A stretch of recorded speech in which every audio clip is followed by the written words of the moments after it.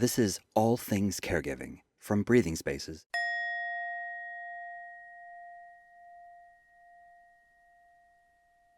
Hi, welcome to All Things Caregiving. My name is Cindy Mariner. I'm the founder of Breathing Spaces, and I am very excited to be here today with both my co-host, Cindy Gum, who is also a member of the Breathing Spaces team, and Catherine Harris. Catherine is a member of our Breathing Spaces team as well. She actually was part of our original four that created our professional program for caregivers. So, Catherine, welcome. We are absolutely delighted to have you here today. Yeah, thank you so much for having me. It's really nice to be with you all this morning. Catherine, what is it that you'd like to share with our audience here today? Sure. I thought it'd be helpful to talk a little bit about the topic of mindful self-compassion, kind of look at what that is. It's something that I use a lot in my work as an art therapist and have for a while now, kind of combined these areas of creativity, meditation, and compassion to help people through different situations. And so, for our purposes, kind of look at what is mindful self-compassion and how might that be particularly helpful or beneficial for people in caregiving roles. Wonderful. Absolutely, really important tools to have. So, please go ahead and share what you'd like with our audience. Sure. Yeah, well, maybe starting with a little background about myself. I loved in your earlier episodes where y'all were talking and introducing yourselves, really just sharing what brought you to the work that you do. And I always think that's so helpful when we're getting to know people and what they're passionate about. To share that aspect of myself, I work as an art therapist, which is a mental health profession. We're like counselors and therapists, but in addition to talking with people, we are really educated and trained in the creative process, how that's really beneficial for our minds and bodies and processing emotions and experience. And so we bring in art and creativity to our sessions. And I'm here in Nashville, Tennessee. And when I first moved here, I worked for a hospital setting, first doing group art therapy for their mental health programs. And so working with people who were experiencing a lot of anxiety, depression, or had a history of trauma, and how we could use kind of the art making process to help them through that. Hmm. And a large part of my time actually at the hospital, though, transitioned into working on the medical units. A lot of different areas were reaching out, kind of recognizing, I think, what's happened in our Western healthcare. We really split the mind and the body and the heart. And a lot of people in doctors and administrators looking for how do we kind of help support people who are going through really difficult things, whether that's a surgery or a cancer diagnosis, and really look at supporting the whole person, not just physically and medically.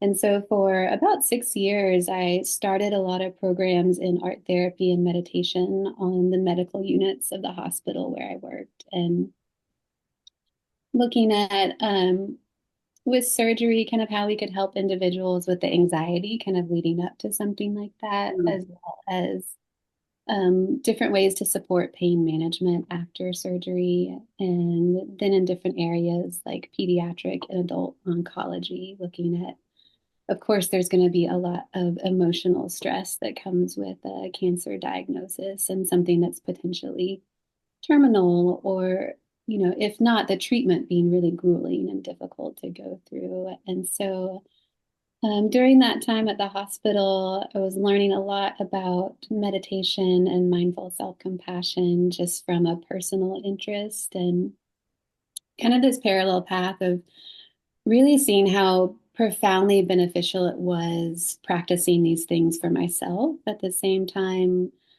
right when I started at the hospital, my father passed away unexpectedly and rather traumatically. And so it was really helping me with the grief process of that. Mm.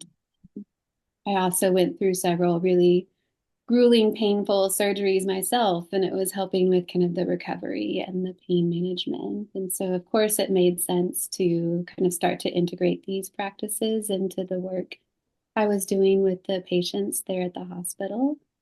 And then as a part of the, starting of programs in different places, before even working with the patients on different units, I would go in and introduce kind of these ideas and the services to the staff. And so we would do these mini sessions with the nurses and sometimes the administrators and physicians, of kind of just as a way to, here's what it's like. So you have an experience and then can explain and kind of promote it to your patients that you're seeing too.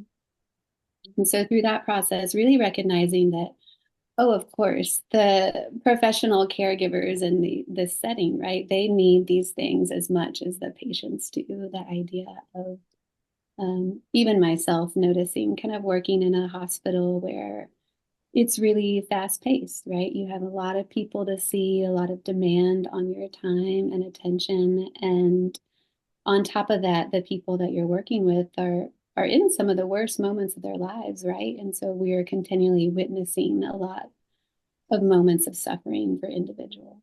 And while I absolutely, love the work I do, I'm really passionate about it. I could tell for myself, really just getting worn down with that pace and that day in and day out of being in those situations, while also kind of going through these things in my own life too. And it struck me that, in grad school and training for art therapy, there was a lot of focus on, this idea of balance, kind of taking care of yourself, attending to your own needs, so then you could be there for your clients and the people that you're working for. And even when I was at the hospital, I had a lovely, wonderful boss and supervisor who was very supportive. And, a lot of times when we would meet, kind of talking with each other, well, what are you doing in the evenings or the weekends to really kind of decompress? And after a while, I just began to think about how,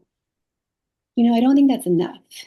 It's not enough to just wait for the evening or to wait for the weekend, or kind of this idea of really relegating that time of care and attunement to myself to a completely separate part of the day from that work life. And so it just got me thinking of, really, it just needs to be happening almost continuously all the time, right? How can I kind of rethink this idea of taking care of myself as something that's considered separate, and really be doing that in the moment that work stress is happening, right? And so in the moment of sitting, with a client who's going through a pretty difficult situation, not only tuning into what they might need, but tuning into myself too, and noticing kind of how I might be feeling that tension in my body, or what adjustments might I make in how I'm just sitting in the chair, right? To bring in a little more comfort, a little more ease, while also being with this other person. Yeah. So a way to kind of attend to those things in the moment, so they didn't build up over time to where, it was actually too much to even begin to manage once the evening came or the weekend came. And so that's where I think these practices in meditation and mindful self-compassion can be really quite profound and beneficial when we are in situations where we're constantly faced with stressors, as caregivers are, right? Whether you're professional or family, it is a round the clock facing of suffering and stress that you're taking on yourself. And so how can we be attending to that in equal measure, right? 24/7, checking in with ourselves and offering that sense of care. You're bringing up such a valid point. It's both family caregivers and professionals are under constant amount of emotional pressure. Not every single minute of their day, but it wears on them. So I feel like that's overlooked a lot of times, perhaps for the professionals. But those folks go home and they've got families, and perhaps they're caring for someone at home too. So you're talking, it's absolutely makes sense, Catherine. Thank you for bringing that up. Yeah, thank you. I'm glad that it's making sense and landing. Um, yeah, so maybe getting into the what does this even begin to look like? And I can talk a little bit about meditation and in particular mindful self-compassion, but um, I'd actually love to hear from y'all, always kind of in groups or even individual sessions when we're talking about mindfulness. I like to ask the people I'm with, first off, kind of what do y'all think of when you think of mindfulness or this idea of being mindful, meditation? I feel like it's becoming so common vernacular kind of in our culture right now. I feel like it is really having a moment of sorts. Right. I could speak to that for a second as a therapist and someone that's worked with a lot of people and having been a caregiver. When many of them hear mindfulness, they go, no, they run the other way Yeah. because they picture themselves on a pillow, you know, in the lotus position, emptying their mind. Well, their mind is no way near empty. Yeah. So I Yeah. think tools really to bring them back home into themselves that they can do in the moment when they capture themselves, that mindfulness isn't just emptying their mind. It's, you know, it's being mindful that one is under stress and one needs to take care of themselves, and then having kind of a toolbox of things that can help calm the stress, calm whatever it is. They're on overload, but mindfulness to many of them is just like, don't even go there. Yes. Yeah, thank you so much for bringing it Yeah. up. That's, one thing I wanted to talk about was this myth of what it is or what it means. And I think there is this expectation, like you just said, that we're sitting perfectly still. We've completely emptied the mind of all thought and we're very like blissfully calm, right? And that is so beyond Anything but.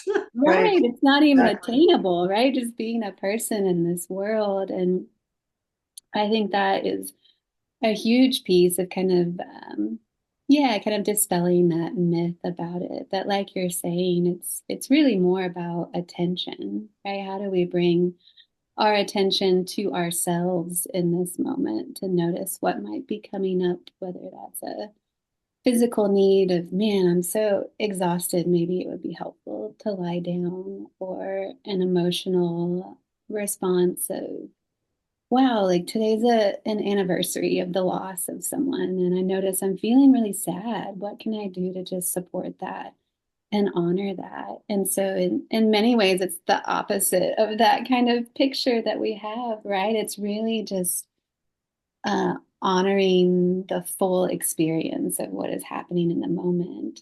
And especially when that experience might be painful or chaotic or difficult. And so there is kind of this dual piece of awareness and acknowledgement of, oh, what is present here?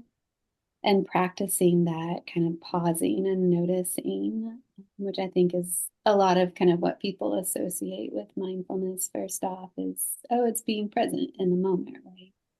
Yeah. Yeah, that is a piece of it. But really, there's this second piece of once we notice, how do we respond?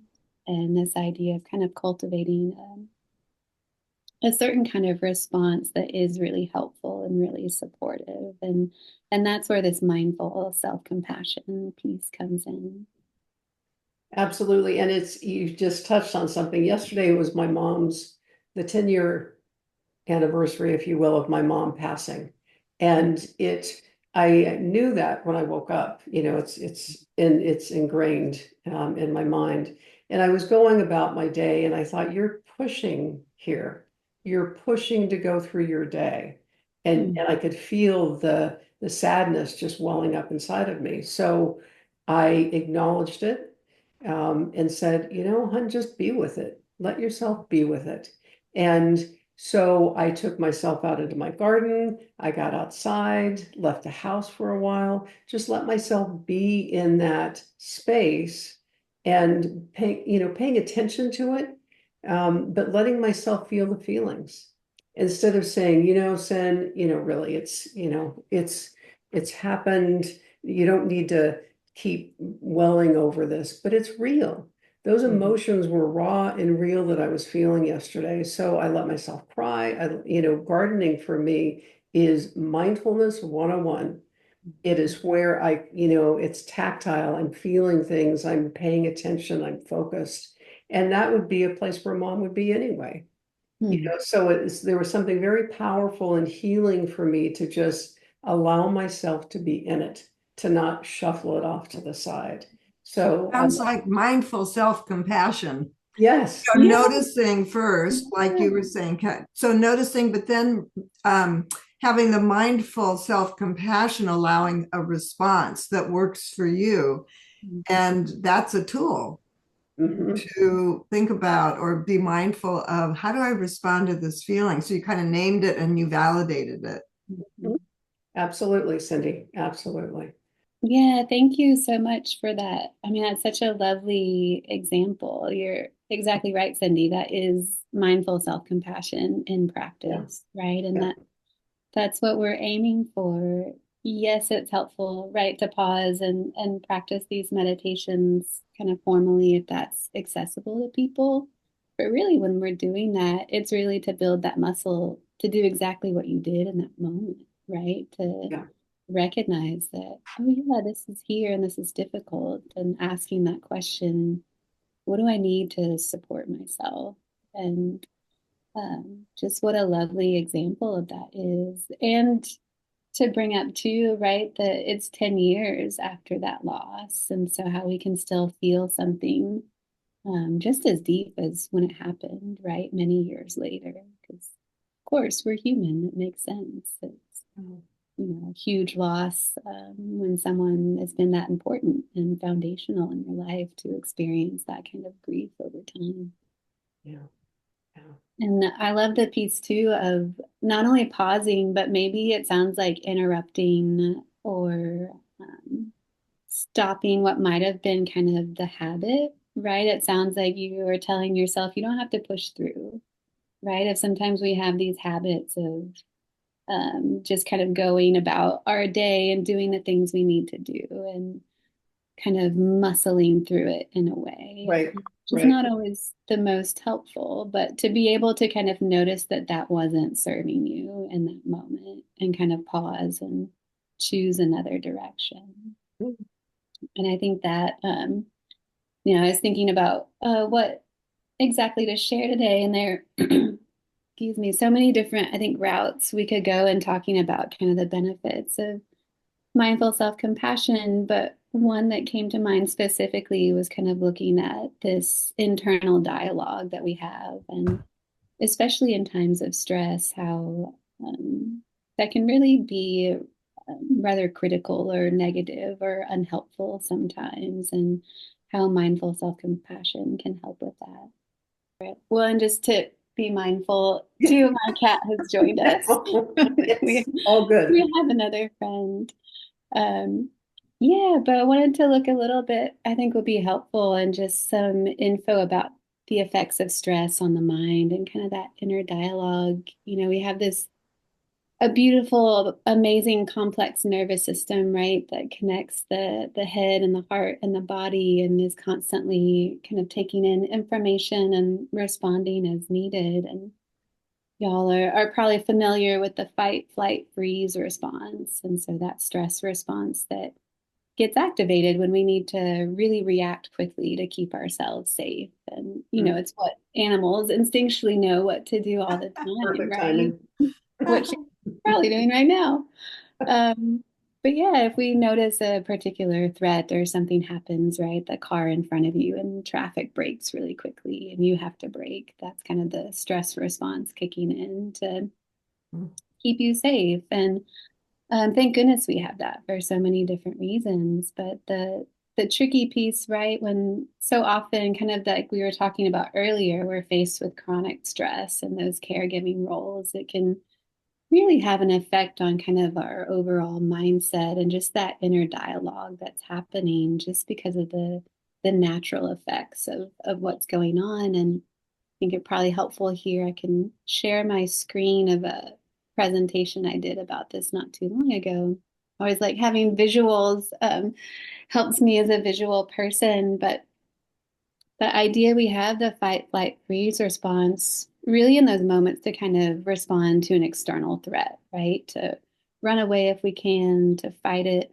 if we can't run away, to freeze if we can't do either of those things. And what happens when there's not really, necessarily an external threat, but we're still under a lot of stress, a lot of times this response gets turned inward, especially if there's not like a ready solution or a tangible fix to that stress that we're facing.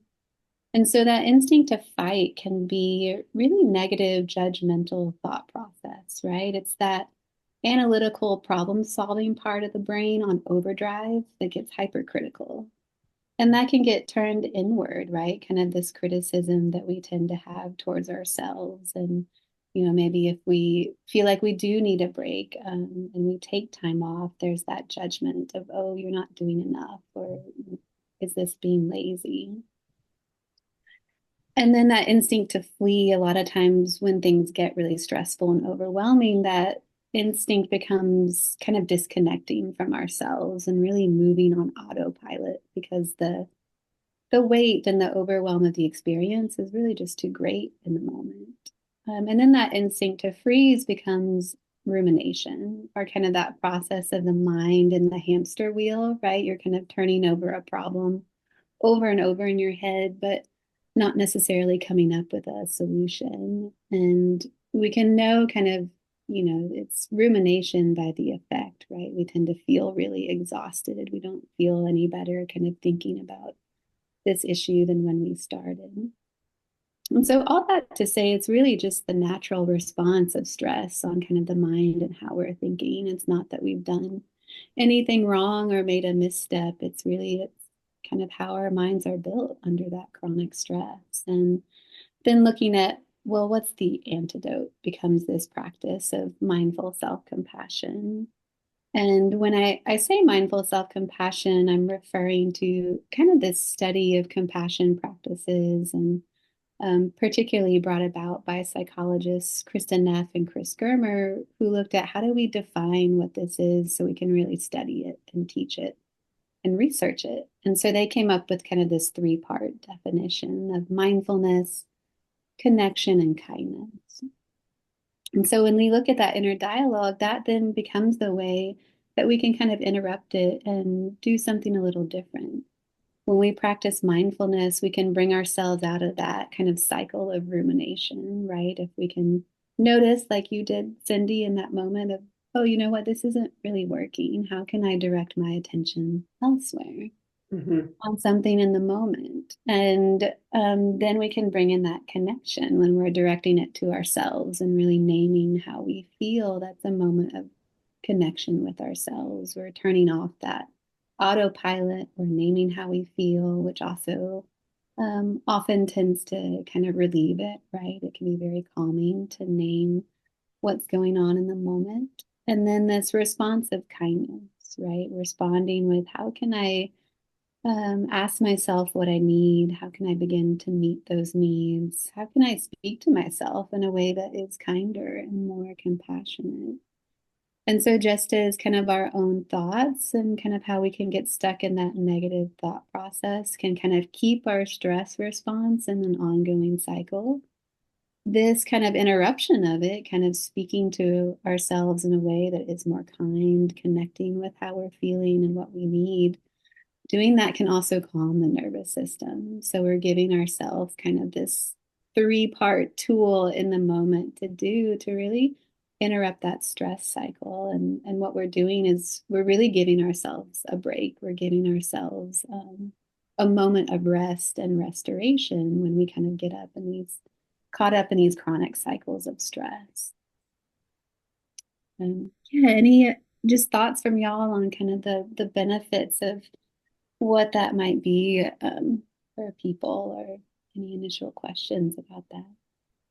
No, I think you explained it well. Thank you. Yeah, you did, Catherine, very much.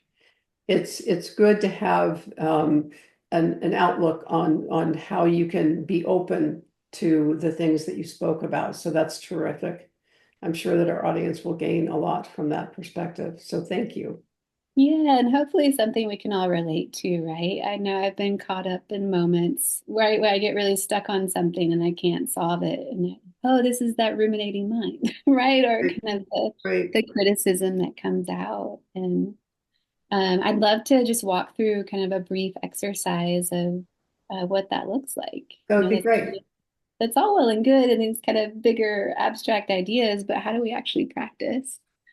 And so this is a short exercise I do with people where it's really just walking through those three steps of mindfulness, connection, and kindness. And it can be done as if people like the idea of formal meditation, of closing their eyes and doing this, but not necessarily, right? If you're kind of going for a walk outside, this could be something that you do, or as you're making your tea or coffee. But the idea, the first step, the mindfulness piece, is really just taking a moment to notice any feeling or sensation in the soles of your feet. And so I kind of like I would with clients, invite y'all to take a moment to do that right now. And it can even be kind of rocking the feet from heel to toe and notice how that feels. And checking in with how it feels for the feet to be touching the ground, connected to something in that way. And so this is that mindful awareness, right? That connection to something in the present moment. And it could even extend to anywhere else your body is supported or held by the chair. And so noticing that feeling or sensation in the legs or the back. How we can not only drop into that feeling, but also the sense of being supported or held by that chair or the earth. And then to bring in that connection piece, inviting you to bring a hand to rest anywhere on the body where you can feel your breath. So what that means, really anywhere you can feel kind of that expansion as you breathe in and that softening, whether it's that chest or heart or the belly. And again, just noticing that feeling, that connection of the hand on your body. And even a sense of warmth where the two meet. And in this way, we can both kind of be the one that's offering that warmth, that gentleness, but we can also be the one that's receiving it, right? What does it feel like to receive that soothing touch from yourself? And that's that connection piece, kind of checking in with yourself, offering that soothing touch, and then the kindness of maybe really thinking about kind of what the breath is doing for you in this moment, right? Even without us having to think about it or do anything, the breath is bringing in oxygen, bringing in life, it's bringing in nourishment. Exhaling, releasing what we don't need, and the carbon dioxide. And so naturally, our body is working for us in this way, and bringing some awareness to that, and perhaps even bringing in some words or phrases of kindness. Maybe thinking about what do I need in this moment and breathing that in. Whether it's breathing in just a moment to pause and extra energy or life to your day, some peace or calmness. And so really pausing and thinking about that need. What do I need in this moment? How can I offer myself that through these words and phrases? And even as you go about that day, how you might then offer that to other people. And so that's one way to practice mindful self-compassion. Really that just pause, checking in with the moment, connecting with yourself, offering that sense of kindness and what you need. Thank you. You know, Catherine, I noticed a shift when you made the suggestion to send or to be the receiver. And I think people don't necessarily think about receiving. this care from themselves. Mhm. So that I just wanted to call attention to that. So often we don't have that vulnerability, especially as caregivers. Oftentimes we just don't go there. We can't access that. And that's a very simple way of doing so if we're mindful in that moment of being the receive, not only the giver, but the receiver. So thank you. Yes. Yeah, thank you.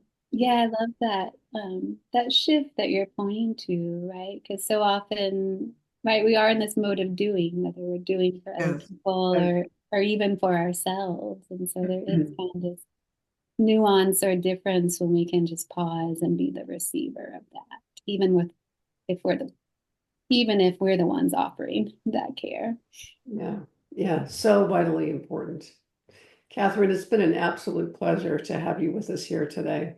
You have brought really some wonderful insights for people to walk away with, for people to think about, and by all means, come back to and listen to it again, because I think oftentimes when we rehear something or listen to something again, we're going to catch something just a little bit different. So I encourage the viewers out there, come back, watch this again at another time, and take away Catherine's valuable insight that she's brought to us today. You've been an absolute joy to have with us. Thank you.